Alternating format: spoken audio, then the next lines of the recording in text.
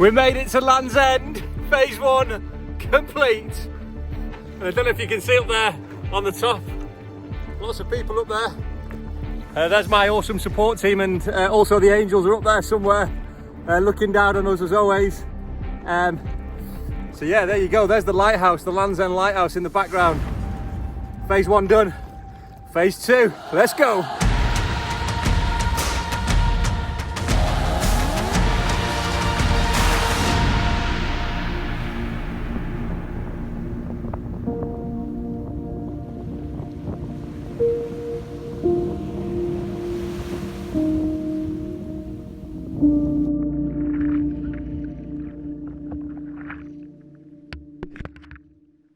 So we came round Land's End, and since then it's been a whole new ball game in terms of the challenge itself.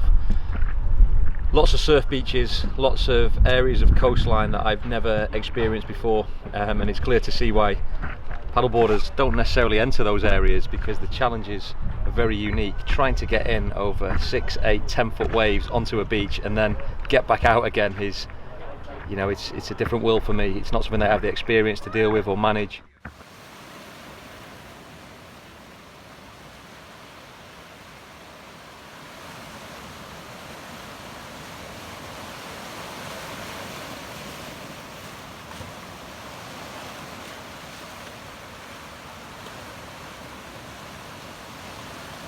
So we're here in St Ives today. We arrived late last night.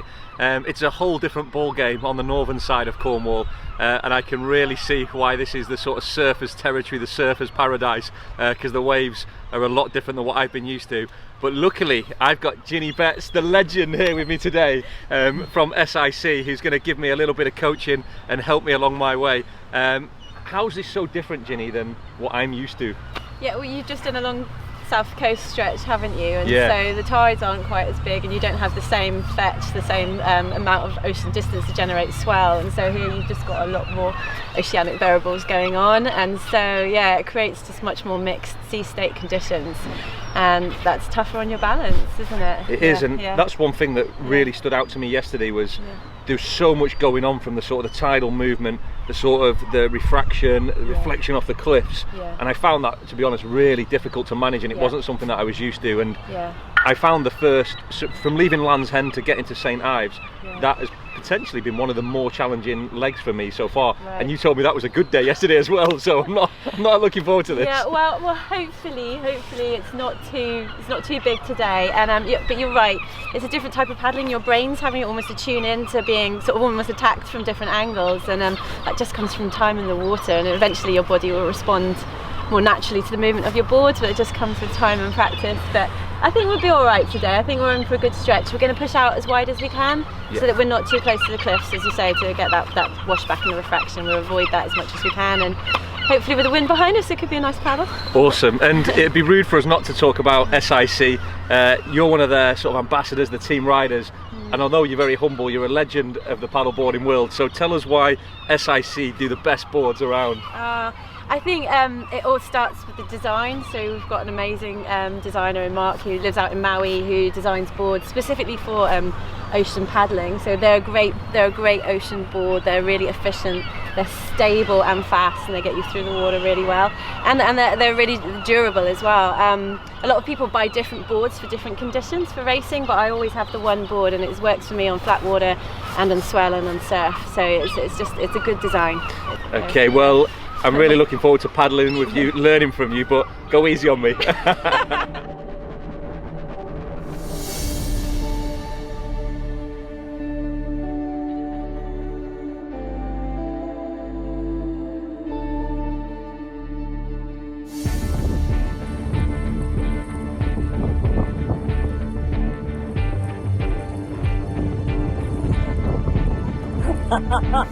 Don't worry, I got that.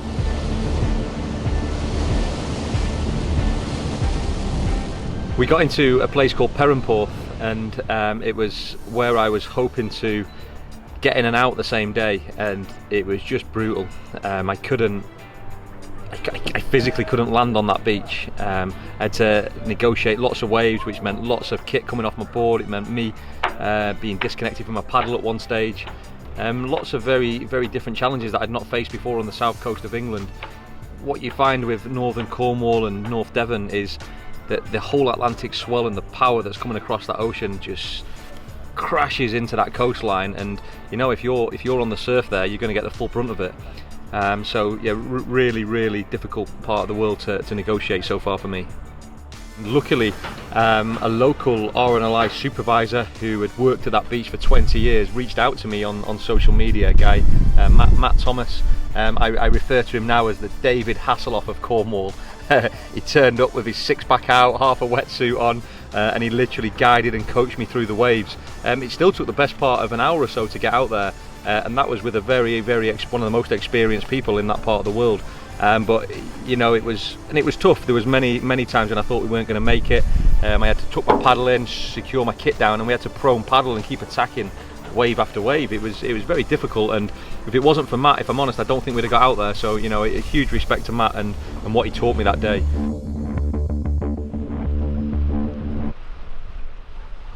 The Cornish surf is a serious challenge, and it was one that I really wasn't prepared for. Coming into a beach that has got big surf on it is one thing, but getting out over the surf is even harder. I've learnt a lot in the last few days from some very kind surfers, some prone paddlers, the RNLI lifeguards. They've taught me a lot, and actually without their help, to be completely honest, I wouldn't have been able to get out. I spent nearly 2 hours trying to just get off the beach the other day, and I was unsuccessful. And if it hadn't have been for those very kind people giving me some training, it was almost like I was in military training with the shouting and the screaming and the encouragement at one point.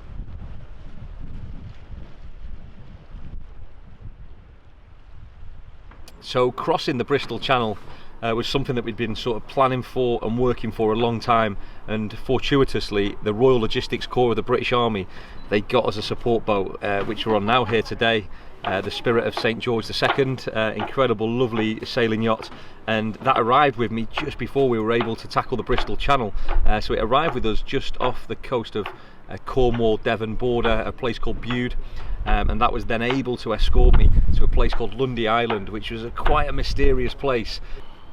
So from Lundy Island we set off, and we were heading for a buoy just off St Govan's Head, which is South Wales, which is, it's incredible progress to go from sort of North Cornwall, Devon border to then land right in the southwest Wales area, and that really put a chip in the map, in the chart if you like, because it looked like real progress for the first time for me, and you can start to see that we are, you know, well on our way now with the Great British Paddle.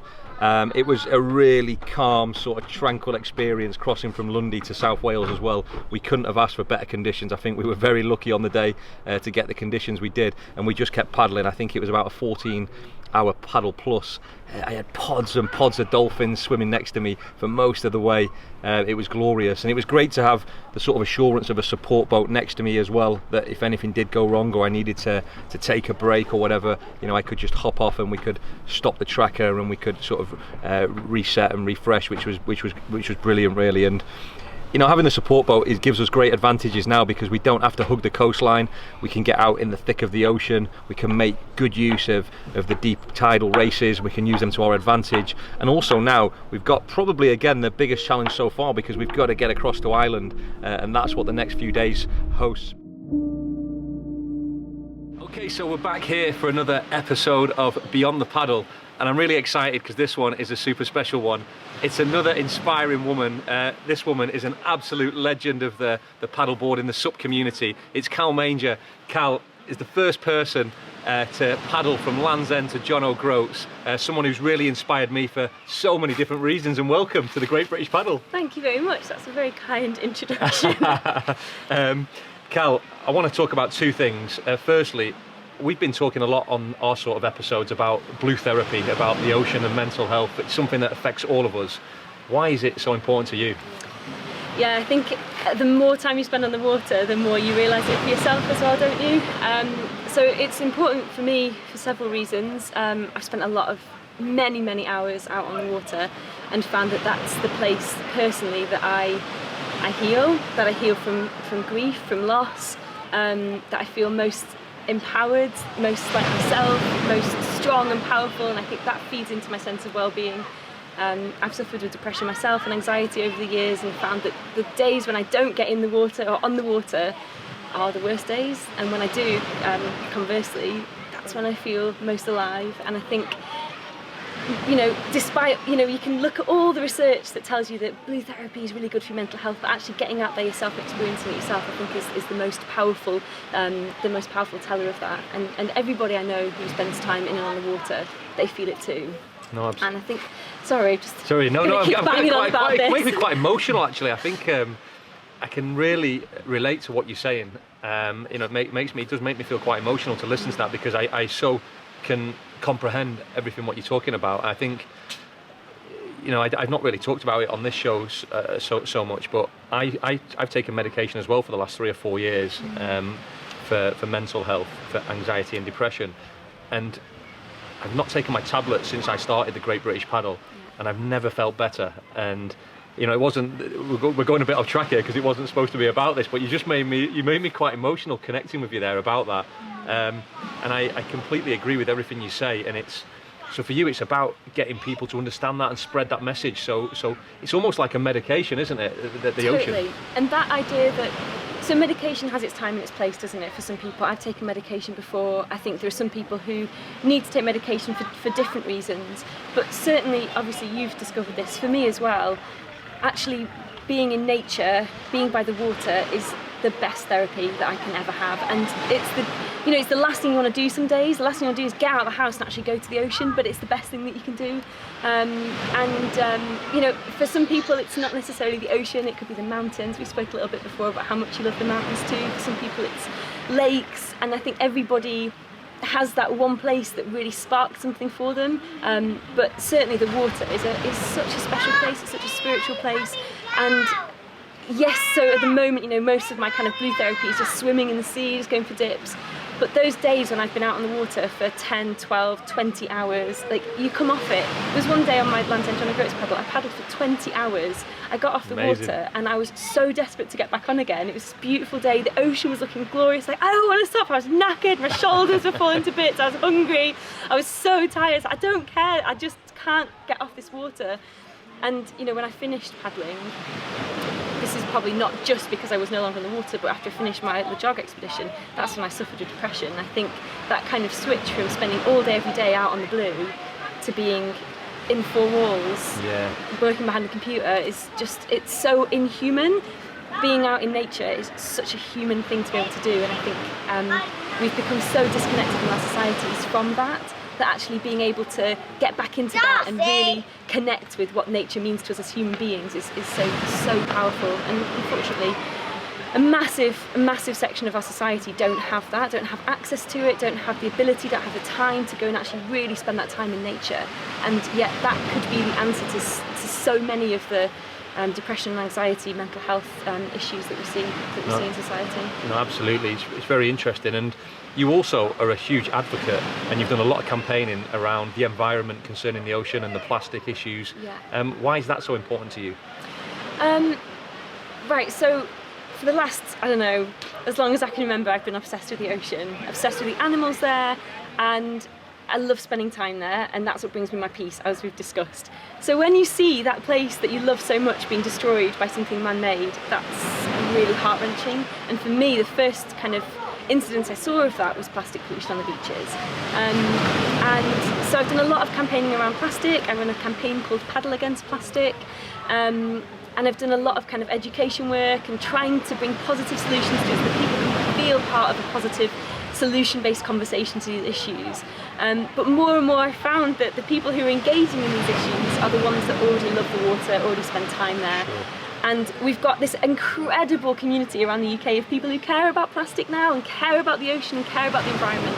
But there's still a huge section of the community who perhaps haven't or don't feel that connection to the ocean, and therefore don't feel like it's a conversation that they are a part of. And the reality is, the ocean, it produces half our oxygen. It's a life force for all of us. The rivers and the canals, they all connect us to the ocean. That ocean, these blue spaces, this nature, the environment, it's there for all of us to be enjoyed, and it's within all of our capability to protect it.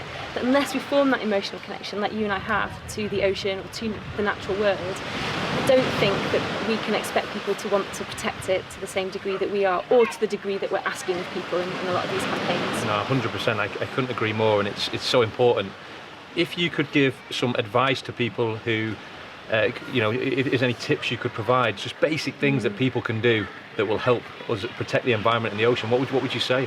I think the first thing is to spend time there. The more and more time I spend here, the more stoked I am about protecting it. Sometimes I go for a swim, I'm such a hippie, and I'll be there and I'll be like, it's the most beautiful swim, I love you so much, I'm going to do everything I can to protect you. But I wouldn't have that same feeling if I wasn't spending all that time there. So the first thing is just spend time there, turn your phone off, go and actually enjoy it, go and learn about the creatures and the plants that you've got there. And I think the second most important thing, I could go into individual tips for how to reduce plastic or how to reduce your carbon footprint, but I think more importantly than anything is creating strong communities that work together on a local level to protect the places they love. That's where the change and the magic happens. And this sense of community is so vital. If you're doing something alone, you're always going to be alone. It's overwhelming, it's tiring, it's exhausting, and it can feel very, very lonely. And I know that from experience. As soon as you find your tribe, you find your group of like-minded people who are as passionate as you are, that's how people can make change, and that's how we can all be supported in our journeys to making change as well, and it's just so crucial. So I think first of all, get out in nature more, and second of all, find your tribe, find your local community of like-minded people. And there are charities all over the UK who have ready-made groups of people that are just crying out for more people to join. No, brilliant advice. Obviously you've done some incredible expeditions regarding SUP paddleboarding. What's next for Calmanger? Well, next week I'm going to be paddling the River Severn from its navigable source, so not from the very source because that's in the Welsh Hills and I don't really fancy sledging on a SUP down the Welsh Hills, but from the Welsh-English border out to sea. And the idea of that is looking at our relationship between our lives inland and the ocean. So similar to what I was saying before about how even if we don't live by the coast, we're all connected to the sea, this expedition is going to be exploring that a bit more. So exploring the course of plastic from inland out to sea through several cities that the River Severn goes through. It's the longest river in the UK and it flows through some pretty big cities. So looking at the plastic and also looking at kind of our reconnection to blue spaces and how that eventually connects us all to the ocean. Brilliant. Cal, you're an absolute legend. You're an inspiration to me and to many others. Thank you so much for your time. Thank you. And keep doing what you're doing. Thank you. You're making a difference in the world and it's so important. Thanks, mate. You too.